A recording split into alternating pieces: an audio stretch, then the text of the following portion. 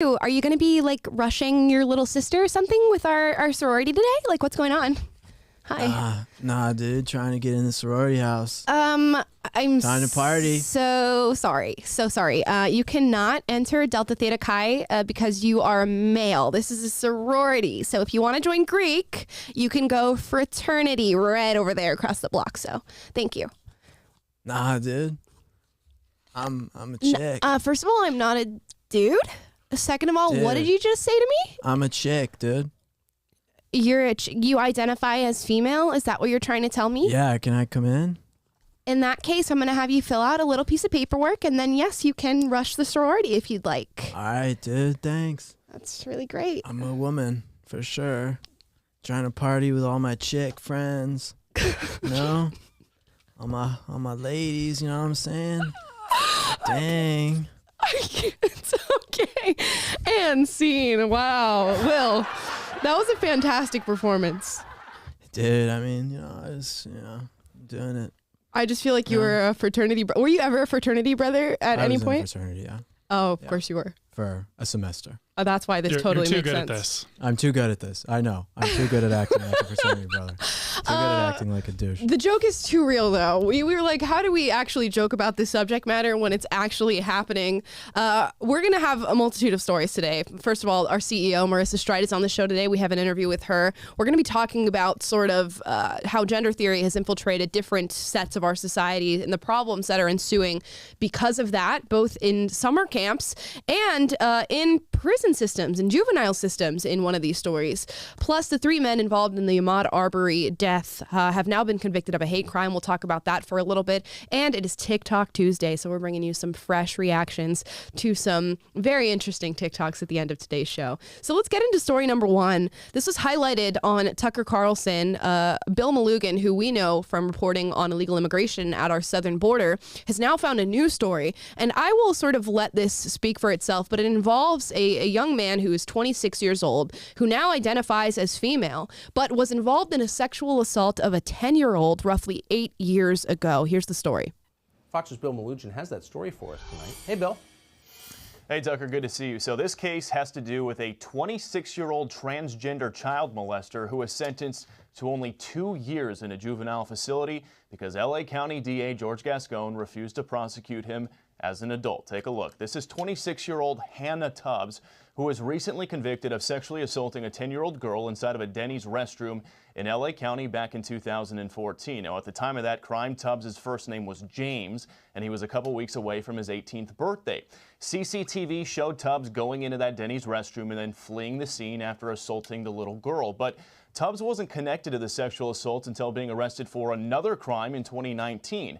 And prosecutors say Tubbs began identifying as female after being taken into custody. And despite having multiple violent crimes on record already, Gascon refused to prosecute Tubbs as an adult. And just last month, a judge sentenced Tubbs to serve 2 years in a juvie detention facility at age 26. And get this, Tubbs will not have to register as a sex offender. Now, I've obtained some of Tubbs' phone calls from when Tubbs was in custody here in LA County back in November before being sentenced. In them, Tubbs is on the phone with his dad, and he talks about gloating about avoiding prison time. Take a listen. Don't worry about it. It's a strike, but they're going to plead. I'm going to plead out to it. I'm going to plead guilty. They're going to stick me on probation, and it's going to be dropped. It's going to be done. I won't have to register. I won't have to nothing. For an offender, you don't have to register? I won't have to do none of that. So what are they going to do to you then? Nothing. And in that same call, Tubbs went on to make some extremely crude, disparaging sexual comments about the 10-year-old victim, openly discussing the sexual attraction for her and laughing about it. So crude, we've decided not to air that audio. That victim is now 18 years old, and she is speaking out for the very first time, telling Fox News in part, quote, "The things he did to me and made me do that day were beyond horrible for a 10-year-old girl to have to go through. It's something I struggle with, and it's insulting that this is all he was given as punishment, and I want something done about it." As for DA George Gascon, he says he didn't even know about these jail call recordings until I reached out to him last week and told his office about it. He says if he had known... If he had known. We don't even need to know. If he had known. It's just an excuse after excuse after excuse. I want to go ahead and, at the outset of this, say that this particular story has nothing to do with the transgender community. And I think that's very clear that it has nothing to do with the transgender community. And it strikes a point that I've brought up several occasions, and we've brought up several occasions on this show, that there are men, and there are disgusting men in particular, who will take advantage of the current narrative that is being perpetrated and held up by media at large, by social media at large, by our society at large. And they will take advantage of the fact that they get to identify as whatever they like and use that in very malicious ways. And it seems like this guy, who is 26 years old, who is now going to be entering a juvenile facility, is going to use the ability to identify as transgender to his benefit. It's exactly what's happening here. Yeah, I find it pretty rich that George Escone is saying that he didn't know about this. It's hard to believe that he didn't know about these recordings and these things happening. I am sure that I would assume that he did know. He's a George Soros-backed DA. He's a terrible guy. All these people who they know what their destruction and what their lies have wrought.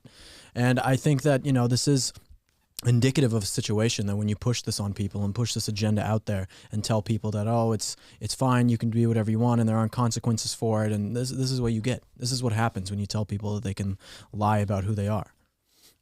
Well, I don't even know if it's really that, I think it's just people being ignorant to what the possibilities are here. I'm totally fine if you're a grown adult and you identify as transgender and you want to go through all the different paths to affirm that for yourself and to make yourself look like that. Sure, that's fine. But again, I bring up the point that people are going to take advantage of that. And the issue becomes when we start to legislate that people who identify as female can use whatever bathroom they want, or they can stay wherever they want, or in LA, they can go to a place like We Spa and go to the women's facilities because they identify as a female. That's where the line needs to be drawn. I'm not going to step on your own personal liberty to call yourself whatever you want or to get cosmetic surgery to make yourself whatever you want as a grown adult with your brain fully formed. But I draw the line when it comes to things like this. How was this guy able to walk into a Denny's bathroom? Maybe he just did it on his own volition. Maybe at the time he wasn't using that as an excuse. It doesn't seem like it. But this is what's going to become standard. It's going to be an issue. We have here in the state of California people in our prison systems who are advocating that men who identify as female without any genetic markers of it, without any hormone replacement therapy, without any sex reassignment surgery, they get to fill out paperwork with the office and get transferred over to a female prison while being fully biological male. And that's what's happening. It becomes when you don't draw lines in what you believe and how that's able to be legislated and how we make policy regarding it, that it becomes an issue for our society. And this is just one of many examples. Yeah, it's hard to make any real sense of this. If I were to, commit a crime and something and then let's say there were black versus white prisons, say I was black now, obviously no one would take me seriously. That'd be a stupid thing to say. But apparently you can come on and say, I'm a woman now after you commit a crime, and somehow that absolves you of your sin and the things that you did. I mean, it just goes to show that none of this is based in science. And I mean, how much, this is what happens when you push it on people. When you tell people that, you can live with your delusions and people can live this way and it's totally fine in the society. We're going to cater to all these people's delusions. I mean, then you can say that this is what people do. This is the way people act. You can't tell people that this is an okay way to live. I mean, listen, people can do what they want. If you want to identify, you can do what you want. But the society that we have pushing this on people and telling people that this is real or normal and this kind of stuff is it's bonkers. And then you get people like this, and then they get off. Well, yeah, this is a man who completely does not believe a word that he says.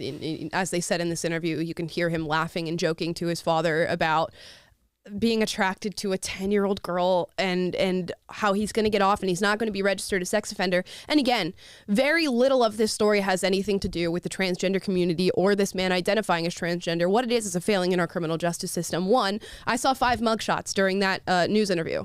What is this man doing? Just running around on the street being able to do whatever it is that he wants to do. Secondly, why is a 26-year-old male being put into a juvenile facility? And they're saying it's because he committed the crime at 17. He committed it at 17 against a 10-year-old girl, 2 weeks shy of turning 18. He should be tried and sentenced as an adult. And that's a failing of our criminal justice system, that a man who is 26 years old, convicted of sexually assaulting a 10-year-old girl, is now going to be in a juvenile facility. And who knows whether or not it's going to be male, female, or co-ed. In California, because he identifies as female, it would be female.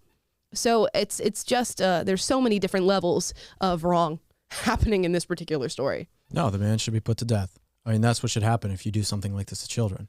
That's all it is. That's all it comes down to. You commit an evil act like that, you deserve the death penalty.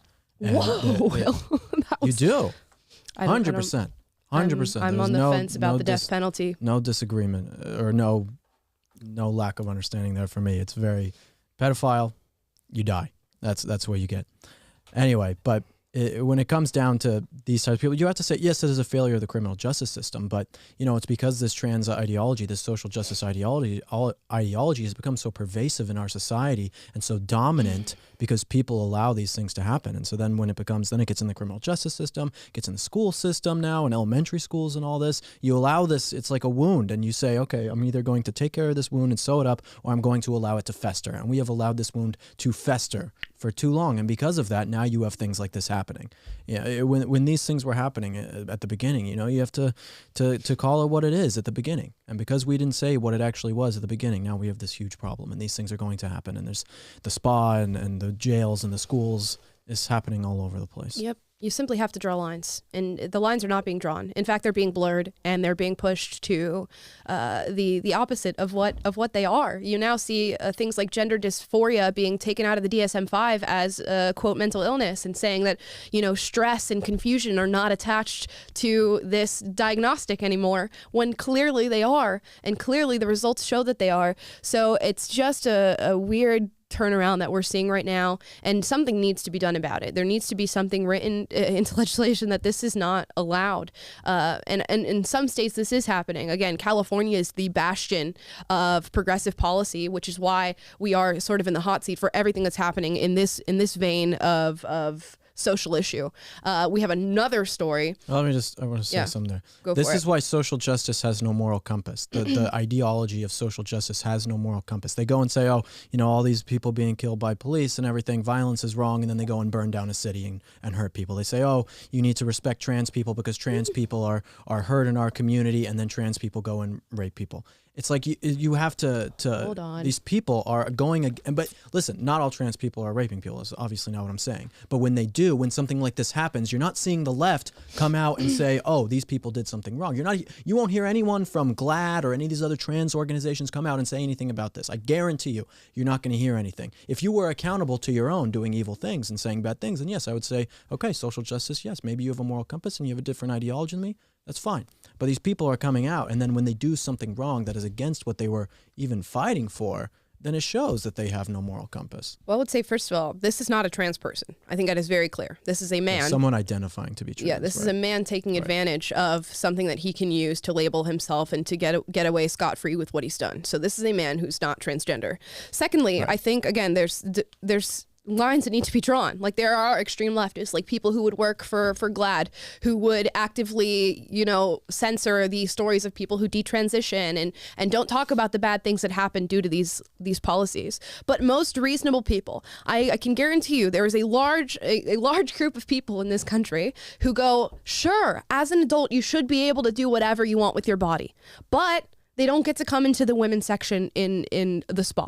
They don't get to stay with girls at sleepaway camp like we're going to see in this next story. There are perfectly reasonable people who say, you know what, trans people should be allowed to exist and to lead their lives in whatever way, shape they see fit. But you have to draw the lines when it comes to what people who identify in this category are able to do, or we will continue to have problems like this. Transgender people are not going anywhere. It's the ideology is not going anywhere. The gender dysphoria is not going anywhere. In fact, I think due to the way that we talk about it and the way that we push it, it is only going to grow exponentially in this country. So you have to draw the lines in the sand where they are meant to be drawn before more and more people get hurt. And here's this next story of non-binary identifying staff members being able to stay in the female lodges at a camp with little girls. So these are male staffers who identify as non-binary being able to stay with girls. Micah, the parents tell us that their children came home from camp. They were asking a lot of questions about gender and pronouns. The parents then reached out to the camp director, who told them that counselors, biological males who identify as they, them, are permitted to spend the night in cabins with the young girls. In the parking lot of Weaver Elementary School in Los Alamitos, a group of parents, No parent should feel the way I feel after knowing what could have happened to my daughter. upset by the sleeping arrangements at a school-organized science camp. I contacted the school and I asked them if they were able to confirm that there was not a man actually sleeping in the same cabin as the girls. They were not able to confirm that. The parents say their fifth-grade girls told them some of the biologically male counselors at Camp Pali in San Bernardino identified as they, them, and spent 3 nights sleeping in cabins with the young girls. They're asleep, they use the shower, they go to the restroom. Camp Pali confirms, per California state law, we place staff in cabins they identify with. Parents say they're not accusing anyone of a crime, but they are angry the school district did not let parents know about the policy. A spokesperson told us the district takes all complaints and concerns seriously and is currently investigating. These parents say they just want others to be informed of the policy so they can make decisions for their own families. It's awful that children had to even experience this in 5th grade camp. If I was aware of it and I had initialed something saying that this was going to be done at this outdoor science camp, I would have kept my child home. Yeah, so those parents insist that they should have been informed about this policy before they sent their kids off to camp, and now they want the school district to step up. They want them to inform the parents of the hundreds of other kids who were also on that trip. We're live tonight, Los Alamitos. I'm Sandra Mitchell, KTLA. That line Yet you were again. just talking about, we gone way past that line. It needs to be drawn. I'm just thinking, as a man, okay, or Taylor, or any of you guys who are men watching, if someone asked you and said, hey, you're going to sleep in the same cabin as little girls, I would feel weird. I would feel very, very weird about it. I would say, no, I'm not going to do that. That's strange, right? Taylor, you would say the same thing. Yeah, You'd of be course. like, that's freaky. That's weird. That's disgusting. The fact that these men are going in and sleeping there shows one thing. These men are sickos. If you are the man who wants to go in there and sleep with these girls in this cabin, you're a sicko. You are legitimately a psychopath. It's disgusting. You have to think of the doors that are being opened for people to take advantage of them. This is a massive door being opened for people who want to take advantage of them. If I was a man who was a sexual predator, this would be the first place that I would sign up for a job. I guarantee you would need very little qualifications, and then you get to say you're non-binary and you get to stay in a cabin with young girls. This is the first place that somebody would go. And this is the problem. This is the problem with, just blind affirmation of things and blind acceptance of things without making clear where you could run into problems and where you can victimize other people. And these young women, although I'm sure nothing happened to them, it sounds like the parents are saying that nothing happened to them at this camp, have been victimized by this and could be victimized in the future by things like this. It's just insane. I feel very sad for all of the young people in this country who have been convinced that they are a different gender than they really are and believe that is true. And I feel even worse for the children who have to deal with men or women, whatever it is, who are coming and lying about their gender for their own sexual gain. Mm-hmm. This is what you get when you allow lies to fester in your society.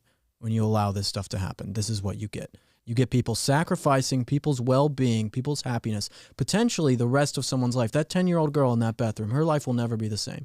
She is her mind, everything will never be the same. And it's because people said lying in our society is okay. We can lie and it's totally fine. Truth means nothing. And that's what you get when you have a society built on lies. Yeah, I mean, it's just like what transgender people have been around. They've been living here. And living in the country. And this is yet to become the massive problem that it is, except within the last, I don't know, I want to say even just like the last 5 years, it's become a massive problem. And it's because it's been brought to the forefront of this conversation. And there's been legislation put in place to make these things happen with complete and utter ignorance and of people coming forth and saying these are the problems that we're going to run into. I remember we were having this discussion when I was in high school, in Florida specifically. The whole debate about transgender bathrooms popped up, and all these conservatives came forth and said, you know what? I get it. It can be upsetting to not use the bathroom that you want to use, but you have to think about the people who could be victimized by this. And it's not people who are going to be victimized by the transgender community. It's people who are going to be victimized by men and sometimes women, but mostly men who choose to commit malicious acts. And you have to weigh that. And you have to say, is a girl getting sexually assaulted worth it because I get to affirm who I am by using the right bathroom? And the answer to that is no. It's not worth it. It's not. And one time is too many. And we've covered so many stories where this is happening over and over and over and over, to the extreme of allowing men into female prisons. It should not be allowed. No, of course it shouldn't be allowed. There's a lot of things that shouldn't be allowed in this world, but they're allowed to run rampant. Yep. It is godlessness. Very unfortunate. But real quick, talking about drawing lines, Amala, it's like, yes. I think a line that we have simply utterly failed at drawing as a society, as a culture, and in the last 5 years, but even beyond that, is the distinction between your truth and the truth. And your truth, okay, you can live, it's a free country, or used to be, and you can live with whatever personal liberty you want as an adult, fully formed adult, like you were saying. But the truth is, if you are a biological male, you have an advantage over women that you're competing against. Exactly. Or if you're a biological male, you can't just say, I feel like a female and be put in a prison with females, because you just completely open the door to women or children being exploited, because people can just say, well, my truth is the truth and you must acknowledge my truth as the truth. And that's where society needs to say, no, there's the truth and then there's your truth, and you can live in whatever world you want to live within. You have to say your lie and the truth. Well, it's not your truth. Because truth there's is the objective. truth and there's your opinion. There's your opinion about yourself and how you feel inwardly, and you can feel however you want to feel about yourself, but you cannot insist that society affirms your delusions. Those are the lines. And we have, as society, have failed to say, that is what you think, but it is inconsistent with objective reality. Right. And we've been unwilling to do that, and that so many of our problems stem from that. Right. And Abigail Schreier, I mean, she wrote about it in her irreversible damage. Yeah, well, irreversible damage, and that students will say that they are trans because they know that it gets them likes and followers on social media. It's like all the people coming out and saying, I have mental disorders, I have anxiety, I have this, I have that, because it makes them feel like they're cool. It's like the new rebellious thing, like you used to get tattoos, now you become trans. Like in so many ways, these things are happening. We got a few to look at later on the show. Yeah. We look at them every week. We do. I mean, it's really, really sad because you're ruining people's lives. Not just the people who are trans, but some of these children who are being assaulted. All these things, you are ruining people's lives. And they don't care at all. These people don't care at all. There's just ideology, agenda, and they don't care about people's lives that they've ruined.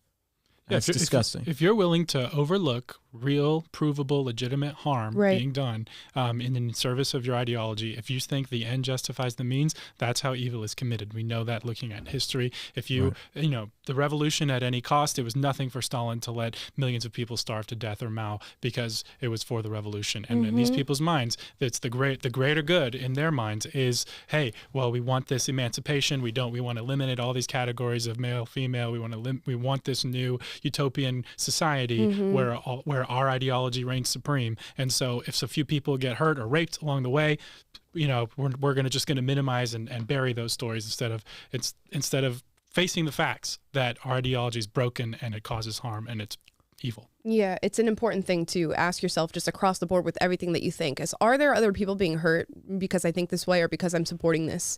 And for the most part, you will find that the answer is often yes. And you have to think about that and weigh that in the things that you think. And a lot of people are so caught up in their own self-victimization and their own pursuit to be affirmed by everybody that they completely overlook it. And it's a failing on their part.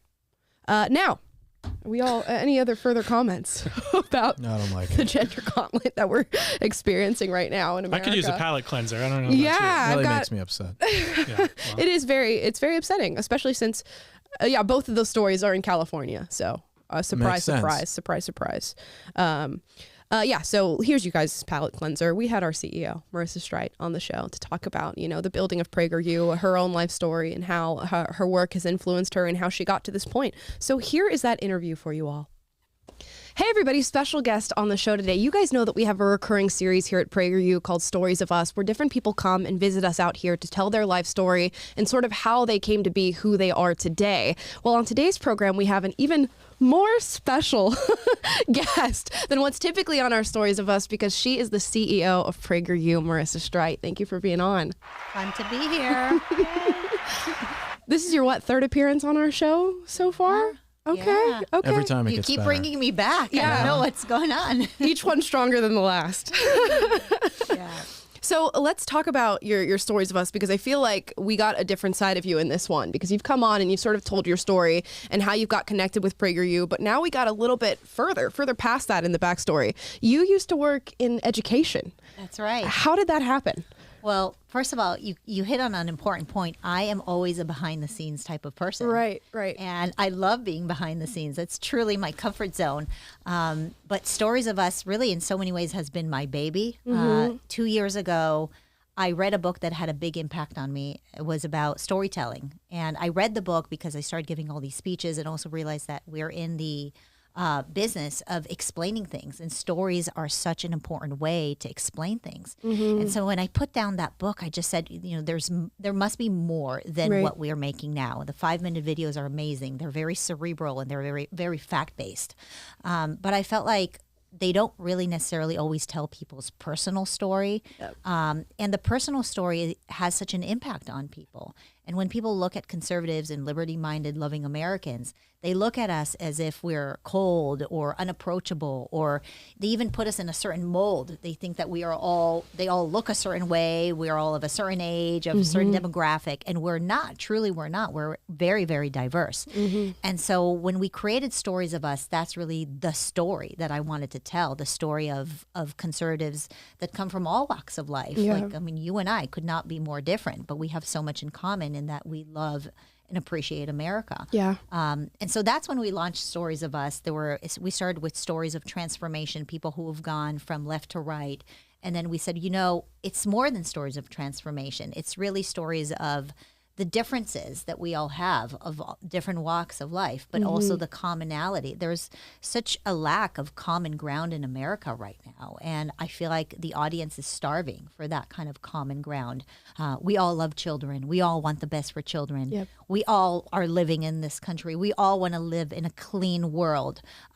We have different approaches about these things, but at the end of the day, there's very little emphasis on the commonality, the common grounds that we have. And I think more people are starting to realize, as they're waking up, they're realizing that conservative movement doesn't mean that you're an old white male, right? And so that is the story I wanted to tell behind Stories of Us. Right. And then the moment came where the team came to me and said, "Okay, Marissa, your turn. It's your turn." It's like, okay, fine, I'll tell my story. And so that's kind of how I came to be in this week's episode. Was it nervous being on the other end of the camera this time? I've been in front of the camera quite a bit. I've been doing PragerU for 10 years now, so I wasn't nervous, but it definitely, there's a level of vulnerability when you share your personal experience and you talk about your family. I know, you guys can relate to that, but I don't oftentimes talk about my childhood and how I was raised. I don't talk about my mom so much. And so there is definitely this additional exposure that Stories of Us asks people to do when we're in front of the camera in that room on that couch. No, but that's a scary thing to do. And I mean, what I loved about your Stories of Us when you were talking about how you met Alan, you met Dennis, you met them at this cafe and everything. And one of the things that really struck out to me was talking about being fearless. That's why you as a candidate, among other people, was chosen to do PragerU, because you're a fearless person. And for me personally, I mean, you can just look right now with the COVID pandemic, you can look with the economy, with climate change, all these different things. I mean, fear is everywhere. Fear is the driving factor of Americans right now, people in the West, of saying, well, because you are afraid, you now need to give the government more authority, emergency powers, whatever it is. And I think that you being fearless in so many things is really admirable. How did you come to have that fearless attitude, and what is your advice to people who might feel afraid in a time right now? Yeah, truly through adversity. I'm actually a big fan of adversity. And so I am too. Yes. I had a pretty rough childhood. I was born in the States. My parents were both very good to me. It's not that I experienced any sort of abuse ever. But things were tough. My mom raised me on her own. She was a single mother. We moved from the United States to Israel. They put me in public school in Israel when I was 7 years old. literally dumped into a school where I didn't speak the language. Luckily, I was so young, and at that age, you learn very quickly. You're like, brain's a little sponge. And so within a couple of months, I spoke the Hebrew language, which could not be more different than English. Yeah. And my mother was a working parent, so I had to take care of myself. And I would walk home with a keychain around my neck and open the door and heat up food. That adversity really toughened me up. And at first, kids would laugh at me because I dressed up like an American in school. And then, I had a hairdo of an American, and kids would look at me and I looked like a weirdo or different. I had a different accent and a different way about myself. And even within my family, there was a different way about how we conducted ourselves. But that difficulty actually turned me into a stronger person, because now I'm not afraid of being different. I don't need to be with the sheep. I am okay with being different. And I think you may look at these different instances in your life and think to yourself, wow, poor kid, had to walk home on her own, had to make her own lunch. No, I look at that as a callus that I built, because now you can drop me into any environment and I can make friends. And I'm comfortable with myself. You can't really peer pressure me. And I think a lot of that has given me the ability to have courage, that even when leading the team here at PragerU, we have about 90 employees, I refuse to shut down. I mean, we got our permits to open up as soon as we could within 2 to 3 weeks of the lockdown. Of course, we're essential business media and had to share information. And I think a lot of that courage was something that I got from that adversity that I had in my life. And so I'm actually, when I look at adversity, I try to see the calluses that make us stronger, and really as it's a tool to build bravery. Right. Amazing. And now you know how to make good lunches too. I cook lunches for your kids. Yeah. Right. Yeah. No, I've had your cooking. It's good. I know you have. It's very good. Well, I think that's great. I am someone who says when adversity comes, you should embrace the adversity. Don't run from it. Because I think most people, when they get in a situation, I mean, everyone has struggles in life, some people more than others, everyone has hardships, but a lot of people right now, especially in America, young people, when I went to college, it was a culture shock, because they have those same type of adversity situations, whatever it is, and they say, okay, I am now a victim. Someone has to take care of me. The world owes me something. The school owes me something. I deserve to be here, versus saying, I went through something and I'm going to make my life better myself, even despite all of these things. How do you fight back against the victim culture that we're seeing? Right. I mean, what happened to sticks and stones will break your bones, but words will never hurt you. I mean, it is almost impossible to offend me. I'm just not the offended type. And I think that actually makes me stronger. So how do we fight against what we're seeing in our culture? Well, part of it is leadership, right? I think that's what PragerU has done. We show up. We're not afraid to speak the truth. And, the three of us have had many conversations about what's going to happen if we speak the truth about different issues, whether it was, masking or shutting down the schools for COVID. And we speak the truth because the truth needs to be heard. And I think there is a very large silent majority in America that needs to hear the truth and wants to hear the truth. And sadly, they're afraid. And Dennis oftentimes talks about the storming of Normandy. You think those kids were not afraid? I mean, they had more to lose than many folks like us. And they still did it. And they did it so that we today will have the freedom that we have. And so it actually takes very few leaders to take on leadership, because the rest of the population will follow ultimately. They will follow the truth.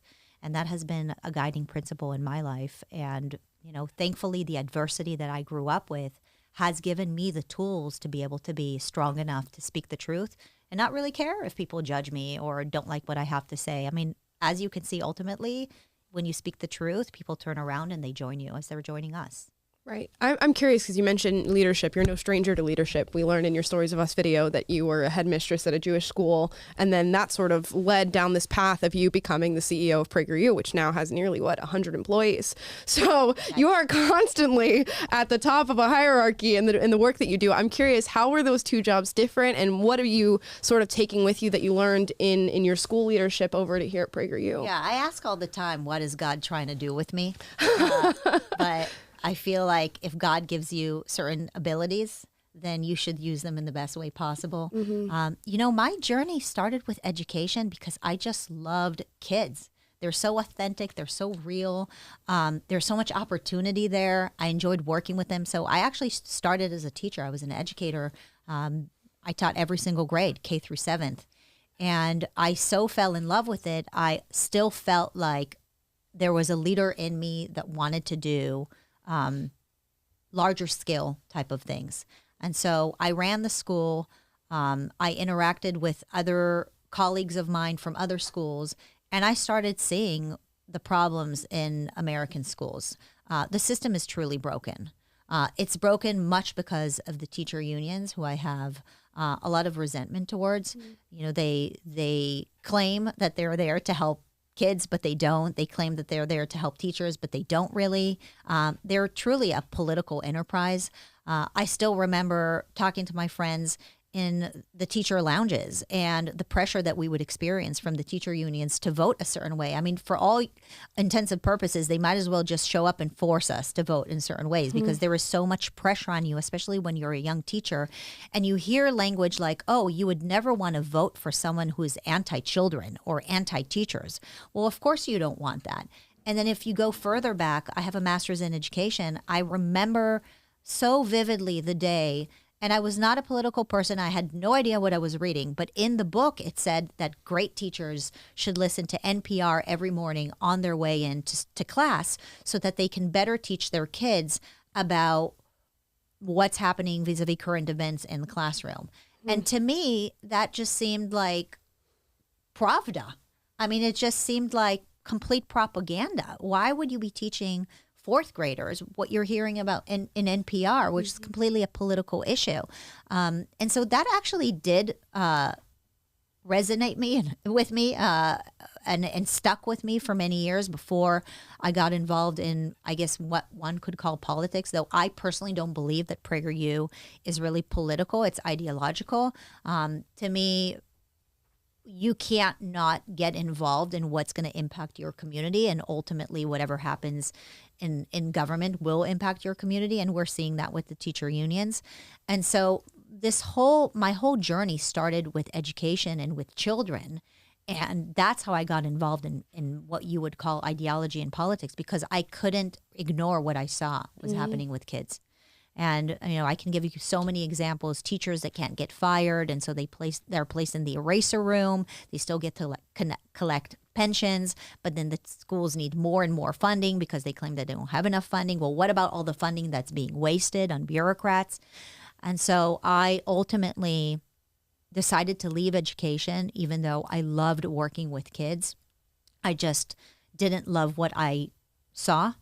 And when I had an opportunity to try to fix America's education from without with Dennis and Allen, it seemed like that slingshot, that opportunity to take the leadership skills that I had, to take the background in education that I had, and bring something good to our country, to a country that I feel has given me so much. I am so grateful for being an American, and frankly, am so scared, especially right now, that we lose America as we know it. And if we don't arm the next generation with the ideas and values that have made America great, then we will lose our country. Yeah. But, it's hard to say when it comes to the political aspect of what we're doing, because, so much of what we do, we're fighting against the left. The left as not even just an organization, but as an ideology is inherently political. And so when it comes to those ideologies, you would have to say, in a way, we are political in the sense that we know what the left has done to this country. We know what they're doing, and that we are fighting against,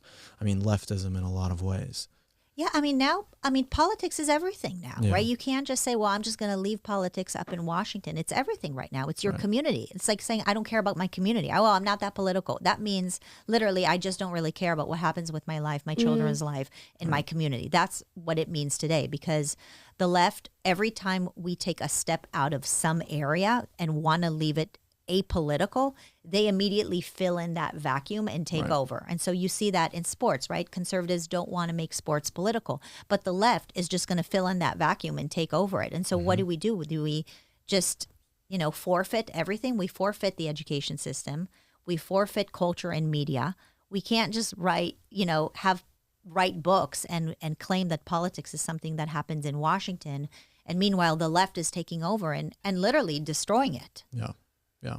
And that's what's tough, because you want something like sports or education to be apolitical. Yeah. But when we don't make it, we don't insert, the values that we Right. talk about with PragerU, we don't put those values in, then it becomes leftist indoctrination in all of these different places. I mean, the NFL said they're going to donate $250 million to combat racism.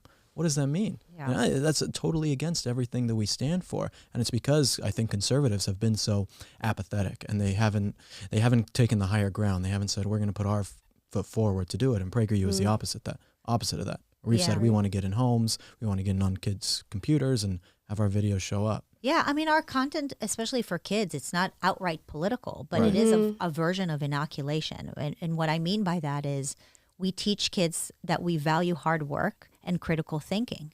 I mean, this is not something that you hear the left say. I mean, it's actually considered a taboo to say this to kids: work hard and think critically. The opposite. They want everybody to think the same way. Yep. And hard work is considered, oh, well, you should not work that hard. You should enjoy your life. I mean, you look at Europe, you look at Europeans, many of them value just lounging around and going to cafes for many hours. But then at the end of the day, they don't have the freedoms that we have. And I mean, don't need to even go as far as Europe. Look at Canada right now, right? Are you willing to give up all these freedoms? But people will be willing to give up all these freedoms if they're not taught and educated from a young age the value and the cost of freedom. And that is what is happening. People are not fighting for freedom anymore because in the school system, I'll tell you, they're not being taught history. They're not being taught the value of what the American way is about, right? It's about hard work and entrepreneurship and personal freedom and all of the amendments, but they don't want to teach civics in schools anymore. And so when it comes to a moment where people need to make certain decisions and fight for freedom, they're just unaware. Right. I want to ask one final question here for me. You've accomplished so much so far with PragerU as of late. What is your dream moving forward, and how does PragerU fit into that? Because I know it's only going to get bigger from here. Yeah, I know. We just can't stop. It's just one of those things where it's like a snowball. Well, the truth is that every time we see that we have such a large impact, it's hard to just sit back and not do more.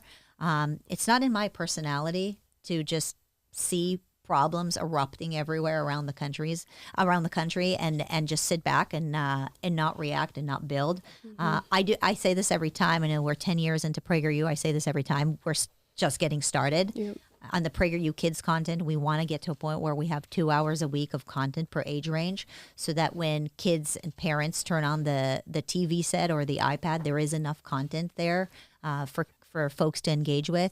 We want to have enough content from you guys so that folks who are watching you have more to engage with, so they don't necessarily need to go watch things in other places. So I think we're going to need more content, and we need more reach. We want more people to see that, to know that we exist and see us, and also figuring out the big tech situation, right? And so there's a lot more to do.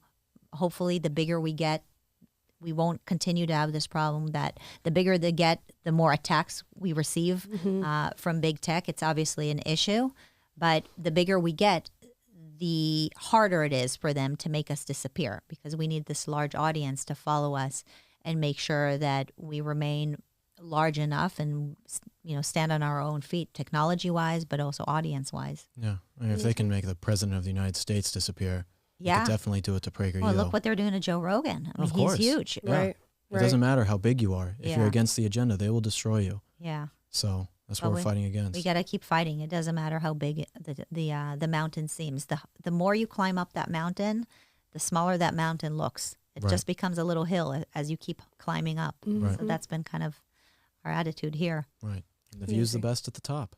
The It view takes a is while. best. It takes a while to get up there, and a lot of work, tenacity, hard work, courage, all the stuff that they don't want us to teach our kids. That's what we want to teach our kids. They want to teach the kids that the view's the best at the bottom. Right. Yes. But the hard work to get up to the top of the mountain, that's where you see the best sights. They truly teach the kids that the view is the best where everybody else is. Yep. Yeah. And to throw rocks at the people who are standing there at the top. Yeah. You can't show that you're at the top. Don't post those Instagram photos. Yeah, that's what it is. Oh, it's so unfortunate. Yeah. It's why they give participation trophies, because it doesn't matter. Everybody is the same no matter what they do. Right. The participation trophies are my huge gripe.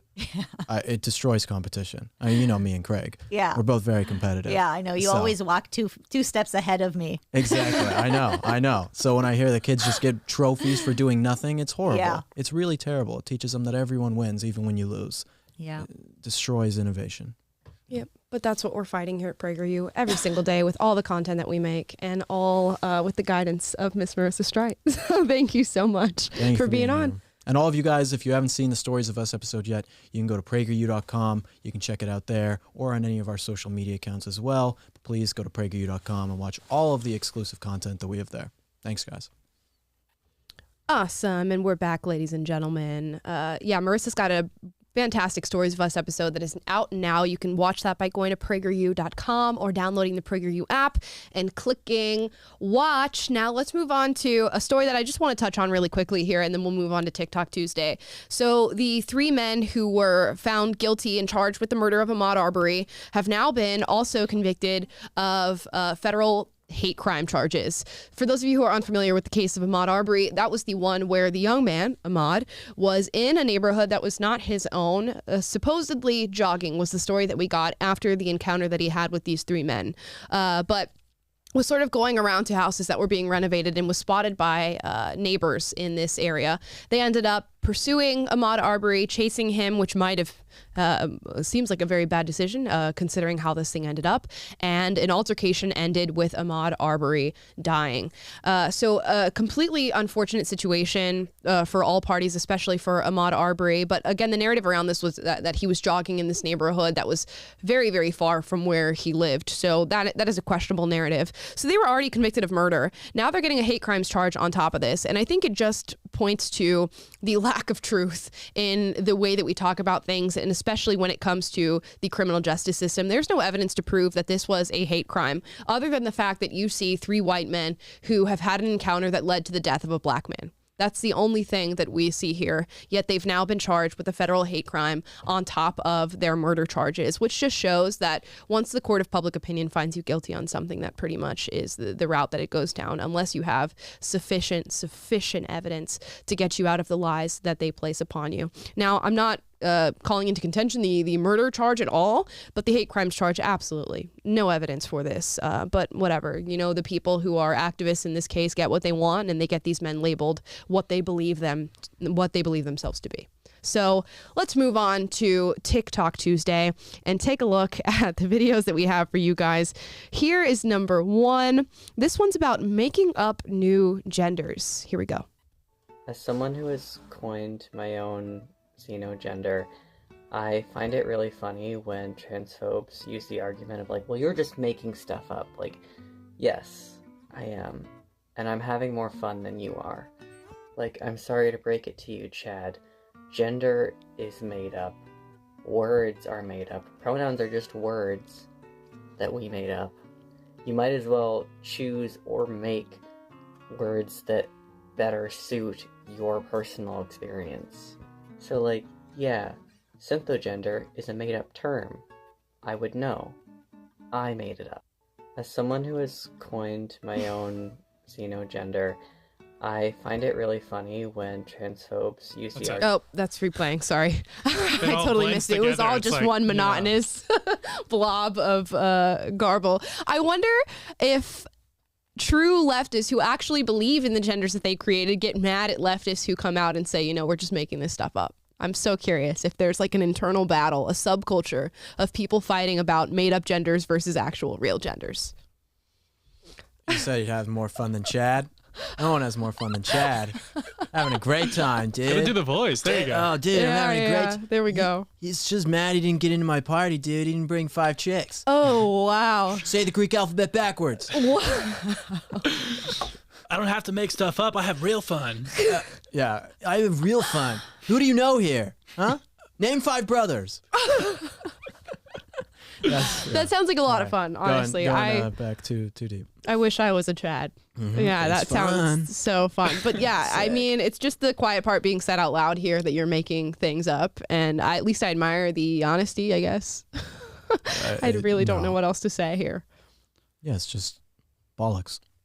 Yeah, but it's the same thing as we talked about before with these other cases involving people making up their own realities and then expecting the world to cater to them. And that's like the tone of this whole messaging is like, he's not even necessarily saying like the whole world needs to acknowledge my reality. He's basically saying reality just doesn't matter. Right. And so everything is subjective. And that's this new postmodern sort of norm that everyone is shaping the thinking of our young people these days. It's like, I'm not subject to objective reality and objective truth. I'm not subject to facts about myself or the world or biology or anything, any sort of norms in history. Right. It's all just my invented word is a real and valid thing because that's just the world that we live in nowadays. And it's scary stuff. Yeah. And that he says having fun. Having fun is more important than truth. Mm-hmm. You know, if that's what you put as your pinnacle of life, sure, that's your thing. But it's not more important. This is what's going to be born out of that sort of thinking. The next video? No. Well, also the next video is what's going to be born out of that sort of thinking, but specifically that video is also. All right. Have you seen the college applications where it's like, what gender are you? And there's literally like 6 pages of genders to choose from? It's like that on like Facebook now. Yeah. You make your profile page and it asks you like all these questions and what are your pronouns and which gender are you? It was like male, female, I'd rather not say, transgender male, transgender female, demi-boy, demi-femme, like so many different things that I was reading that I was like, I've never, even as a former leftist, I've never heard a lot of these words. It's just amazing. None of them are allowed in my frat. What's the name of your frat, Will? We're top house. That's all you need to know. Okay. That's all you need to know. That's all. You'd know it if you ever came. Oh, I'm so sorry. Parties, I'm so sorry. Do you let women into your frats or? Of course, we let women into the frat party. No, I mean like, can I be a we frat have brother? more women than any other frat. Full of women. Amazing. This next TikTok video here is titled "My Pronouns Throughout This Year." So I imagine these are subject to change. Let's find out how the different seasons bring about different pronouns. In January, February, March. She, they, she, they she, they, she, he. All of them. All of them. August, September, October, November, December. Okay, we just went through a lot. It was she, they, but then they switched to they, she, as if the order is somewhat significant. They'd rather be called they first than she. And then it was she, they, he over and over and over. So then you can be all of the pronouns. Well, it's like you're for the first 2 months, your parents are trying to figure out what the hell you are. And you say, oh, I'm they, she. And then they finally figure it out. And then March comes around. You're like, no, I'm she, they. Just keeping them on their toes. And they just keep saying they, she. And they're like, oh, I'm sorry. I didn't mean to mess it up. I'm sorry. It's so You're just like juking your parents. Exactly. You're just breaking your parents' ankles. No, Mom, she, they now. Like we just figured out they, she. Yeah. They're changing it on us again. It's so I just wonder, general question here, what are the pronouns attached to? Is it sort of this sort of spiritual feeling of what gender you are? Is it attached to gender roles? Like I've seen a lot of leftists go, well, I've seen girls go, I'm feeling like a he today. So, I'm going to wear the short hair out. I'm going to dress more masculine. And they attach their pronouns to that. But then they say that gender roles don't exist and that there's no attachment for what it means to be a boy and that there's no such thing as presenting masculine or presenting feminine. It's just utter confusion. It's the same question as what is this entire worldview attached to? Yeah. Nothing.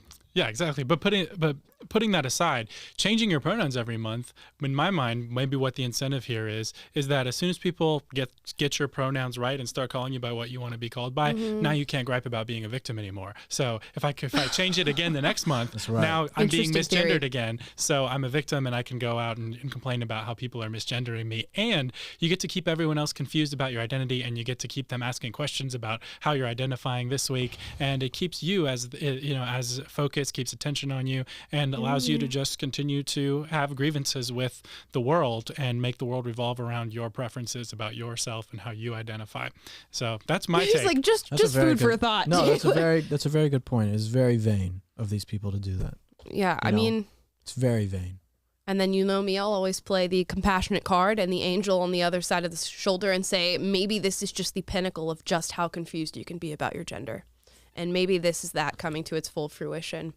And people truly thinking that month to month you can change your pronouns. Yeah, I totally agree that they're confused, but and that is the point of their worldview, is to create confusion. And I think that they're acting out the worldview that creates confusion and in which victimhood is currency. And so you're always incentivized under this worldview to go as low as you can on the intersectionality victim ladder. And so why don't I invent a new way this week to identify as a victim and have people sympathize for me and get more currency according to this worldview? So they're just acting out the worldview. The problems with the ideas, and the people are, I feel bad for these people because they are confused. Yeah, I'll snap for that. I do think oppression and victimhood is definitely currency in today's day and age.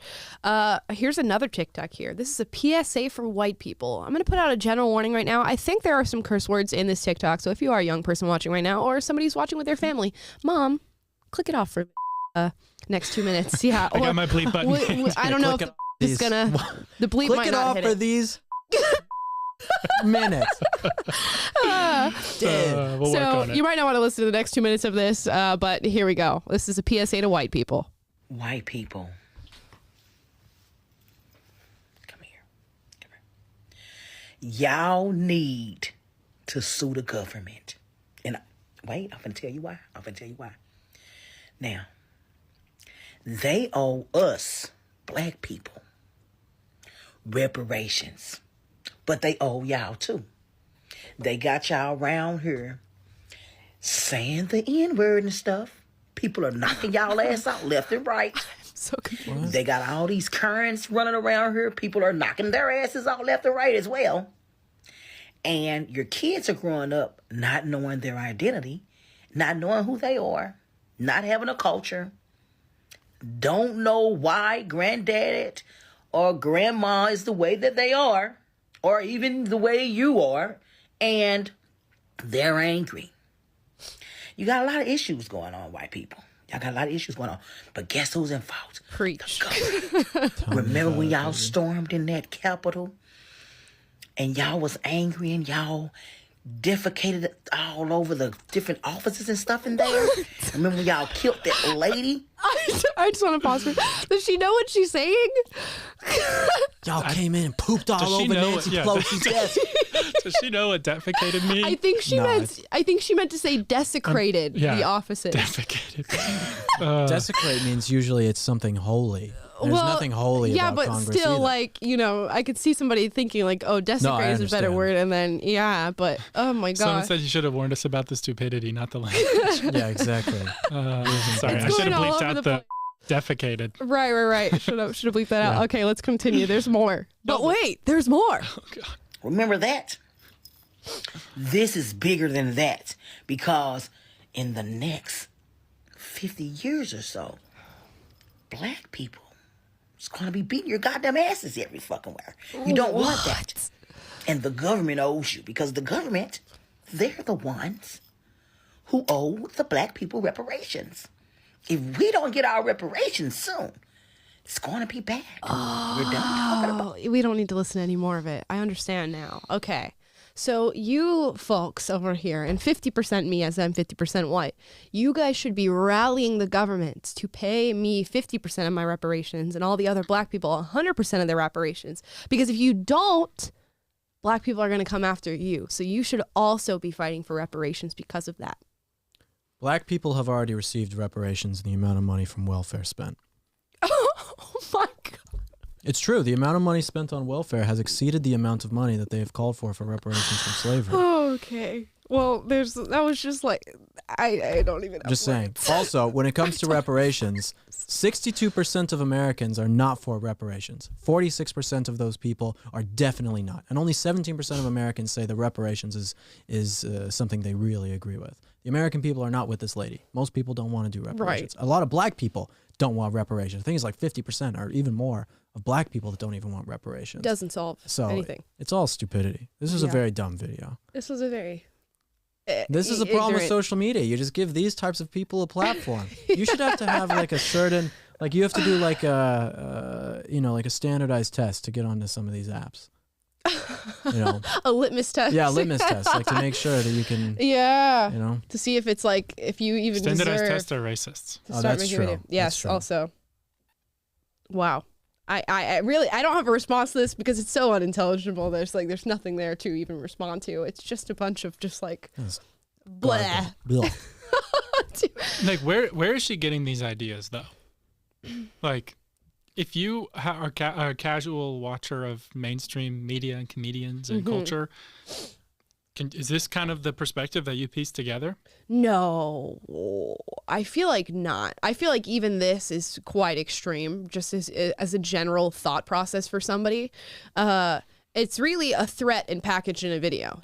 What she's saying in this video is white people, black people are going to come after you and, quote, beat your bleep, as she said in this video. Where's my bleeper? Beat your... if you don't fight for reparations. So it was a threat and packaged in this that's saying white people, you better ask for reparations or we will beat you up. Yeah. Well, that's Great message for black people. Who was it last year, or 2020 during the BLM riots? They had the guy, the BLM activist from New York that represented the chapter who said, we will burn the system to the ground unless we get what we want. And he said, I could be saying that metaphorically or I could be saying it literally. It's rhetoric. And then we have that video that we pieced together like a montage of a lot of these activists and giving speeches and saying like, the looting, if you loot a Gucci or a Nike store, that's reparations. Oh yeah, it's definitely just... the narrative out there. Yeah, the narrative is definitely there. And then you hear mainstream media go, well, it's okay that they burned down this building because, they're angry. And it becomes justified by the people who are supposed to represent what our values should be as a country. And clearly that's not our values. So I could see as a general person who's maybe politically apathetic or leaning left, you would watch that and go, oh yeah, well, black people deserve reparations and we should do whatever it is necessary to get them. I can't believe we're analyzing this with such, intelligent conversation. It's coming from somewhere. Writing an essay. Just, don't try to get a coffee in downtown Ottawa right now. But also, if it's for Black Lives Matter, you can throw a Molotov cocktail at the coffee shop and burn it down, and it's fine. And it's totally okay. Right. It's totally okay. No sanctions on Canada. Yeah. So we're going to sanction Russia. Okay. One more here, and this one does have a curse word in the beginning, a warning to I'll try to catch it. It's literally right out the gate. Right. So 1, 2, 3. 1, 2, 3. Come on.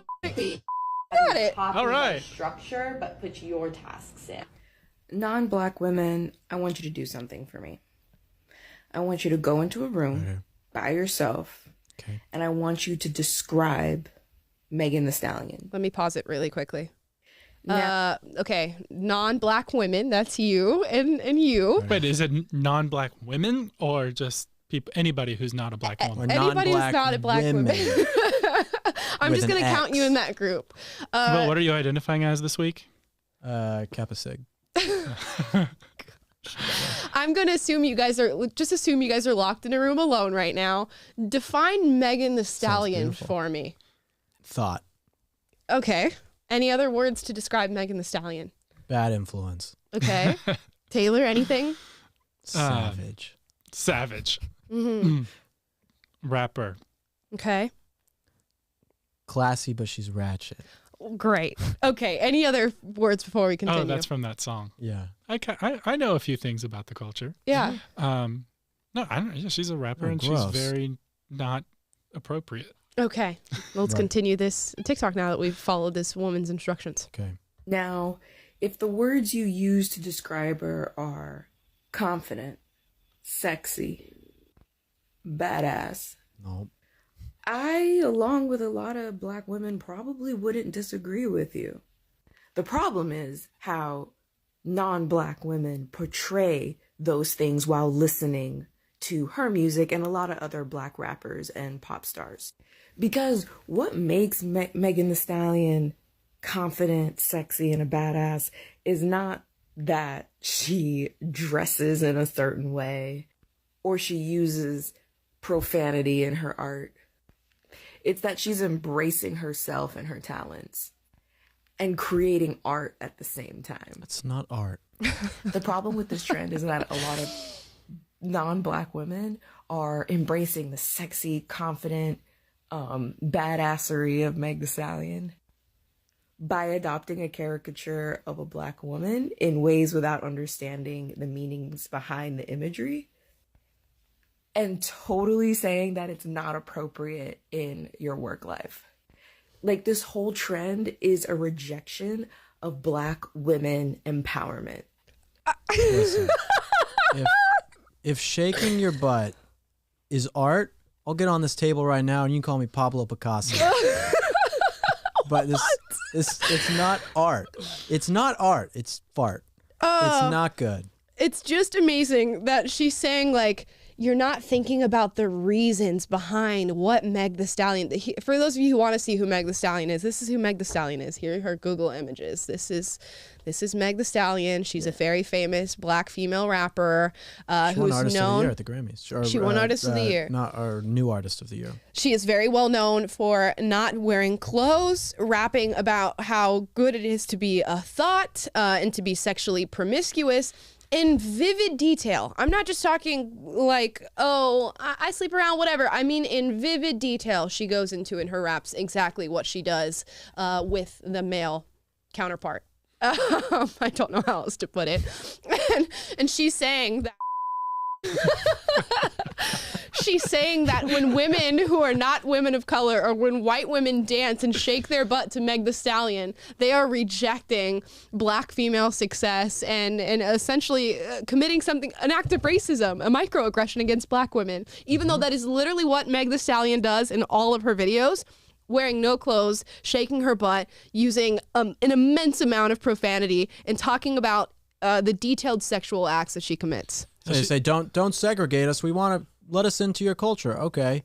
No, you can't be a part of our culture. That's racist. What do you want from us? What are we supposed to do? It doesn't make any sense. You want it both ways? No. What? It's just amazing. And then to criticize somebody for imitating exactly what Meg the Stallion does in her videos is just amazing. And this got 87,000 likes on TikTok. It's insane. It's insane. No, these people are the same people who defend a baby who I'm pretty sure killed a guy. Yes. And then Chris Brown beats Rihanna. Yep. And that's all fine. But then and says horrible things about women, all these terrible things in their songs. But then as soon as DaBaby on stage says something about being gay, everyone flips out and it's the worst thing in the world. What's her name? Dua Lipa is ashamed she had a song with him. But it's like, oh, when he killed a guy and talked about sexually assaulting women, that's fine. Yep. But as soon as you go against this narrative of this, it's not fine. Right. She goes, I just can't believe that you think Meg the Stallion is inappropriate for the workplace. What do you think is appropriate for the workplace? If you think Meg the Stallion is appropriate for your workplace, there's something wrong. Does she mean like playing her music at your workplace? Yes, playing the music at the workplace. She's definitely not appropriate at this workplace. Is like coming here. It's not appropriate in the supermarket. It's barely appropriate to play Meg the Stallion songs at a party. Like, that's how crazy the lyrics are in her songs. No, it's inappropriate at any time. It's just inappropriate. Maybe grandma's funeral. But other than that, maybe. It's very maybe when you're giving Granny that final send off. Yes. You can play. You were always on your thought. On the thought S word. On the thought S word. Gram. Oh, goodness gracious. Well, that is the end to our TikTok Tuesday. I hope you guys were entertained in some way, shape, or form by whatever it is that we just watched. Thank you guys so much for watching. Please like, subscribe, click the notification bell to be notified every single day when we go live. That's 2:30 Pacific, 5:30 Eastern. We're going to see you guys tomorrow for Wednesday. We'll have a fun little segment at the end of the show. And we hope you enjoyed today's show. We'll see you tomorrow. Thanks for watching.